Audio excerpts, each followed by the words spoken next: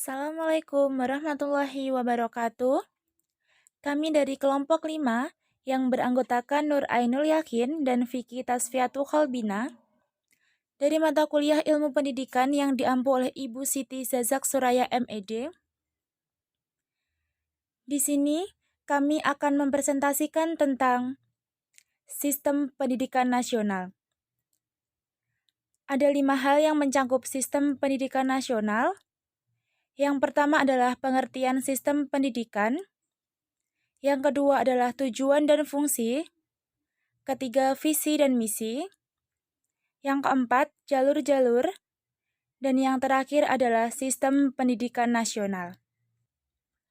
Oke, kita akan menjelaskan satu persatu. Yang pertama, pengertian sistem pendidikan nasional. Sistem berasal dari bahasa Yunani, yaitu sistema, yang berarti sehimpunan bagian atau komponen yang saling berhubungan secara teratur dan merupakan suatu keseluruhan. Kemudian pendidikan merupakan suatu elemen yang dalam kegiatannya saling terkait secara fungsional, sehingga merupakan satu kesatuan terpadu dan diharapkan dapat mencapai suatu tujuan.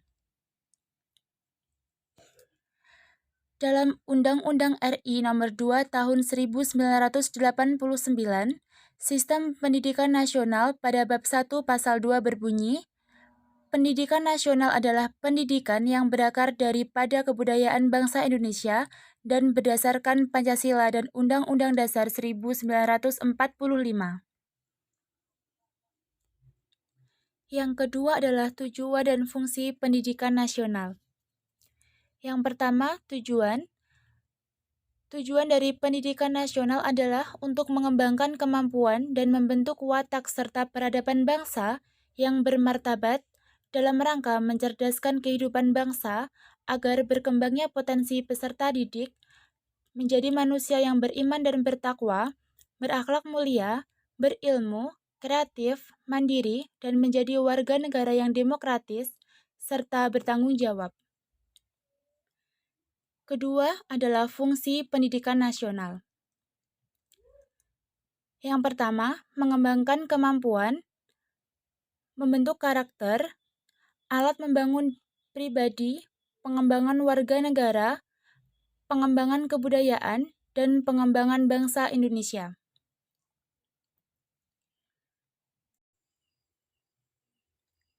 Visi misi pendidikan nasional. Visinya adalah mewujudkan sistem yang dijadikan sebagai pranata sosial non berwibawa dan kuat demi pemberdayaan seluruh warga negara Indonesia.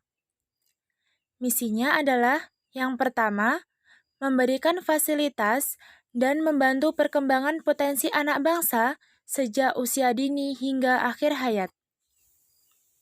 Kedua, mengusahakan pemerataan dan perluasan peluang untuk mendapatkan edukasi yang berkualitas bagi seluruh rakyat negeri. 3. Memajukan akuntabilitas dan profesionalisme setiap lembaga pendidikan.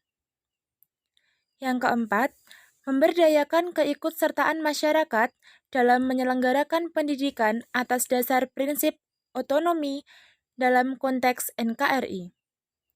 Yang terakhir adalah meningkatkan kualitas proses edukasi dan kesiapan masukan untuk memaksimalkan pembangunan budi pekerti yang bermoral. Yang keempat adalah jalur-jalur sistem pendidikan nasional. Di dalam Undang-Undang Nomor 20 Tahun 2003 pada pasal 13 ayat 1 disebutkan bahwa jalur pendidikan terdiri atas pendidikan formal, non-formal, dan informal.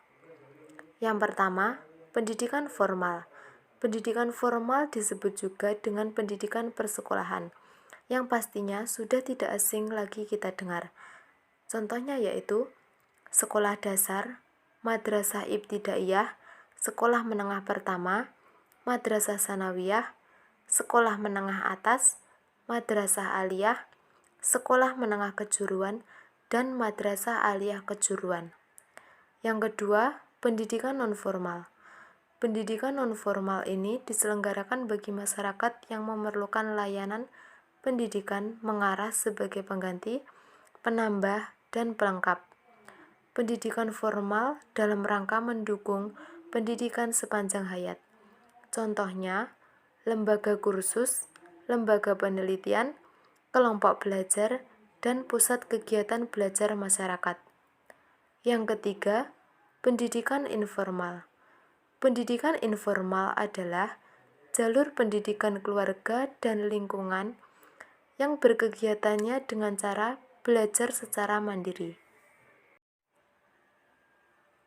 Yang kelima adalah sistem pendidikan nasional. Sistem pendidikan nasional saat ini masih cenderung mengeksploitasi peserta didik. Indikator yang digunakan pun cenderung menggunakan indikator kepintaran, sehingga nilai di rapat maupun ijazah tidak sepenuhnya menunjukkan peserta didik akan mampu bersaing. Maka dari itu, cara mendidik anak sekarang ini harus ditingkatkan kembali agar terjadi keseimbangan ketersediaan sumber daya alam serta kepentingan-kepentingan sistem sosial untuk mendorong kehidupan seorang anak dengan lebih mementingkan apa yang harus dilakukan ke depannya. Sekian presentasi yang dapat kami sampaikan. Akhir kata, wabillahi taufik walhidayah, walido wal inayah. Wassalamualaikum warahmatullahi wabarakatuh.